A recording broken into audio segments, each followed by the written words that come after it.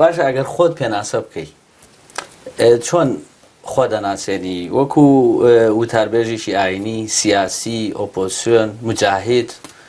چۆن چ شێوەیەک خۆت پێناسە من وەکو مسلمانێکی کورد مسلمانێک بە کامل معنای کەلیمەی مسلمان بوون واتە وەرگرتنی ئیسلام وەکو دید و ڕێباز وەکو عیبادات وەکو شەریعەت وەکو بانگەوازێکی گۆڕانکاری وەکو ڕەنجدانێک بۆ دروستکردنی دارالئیسلامێک کە سەروەری شەرعی تیا بێتە دی ئەمە وەکو مسلمانێک و کوردیشم چونکە ئەم فکرە و دید و تێڕوانینە پێویستە بێتە سەر واقعی ئەو میلەتەی کە تایە ژین کە کووردە بۆ لاوردنی ئەو هەموو مەزڵومەتەی کە لەسەری کۆبۆتەوە وەکو کوردستانیش بیرەکەمەوە سەر بە هیچ شوێنێکی دەرەکی نیم پەیوەندیشم لەگەڵ هیچ شوێنێکی دەرەکیانی دوام کوردێکی مسلمان یا مسلمانێکی کورد فەرق ناکە ئەو جەدەلێکی هەرزەکارانەیە هی بێ ئیشیە بەڕاستی چونکە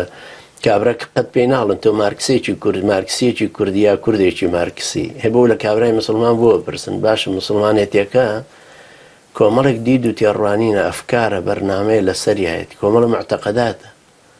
هەرە میسانەیە وشە ڕواڵ لە پێ ینی چ زەرەرێکی لەوە داوە کە هەردووچیان لە یەک کاتا بن.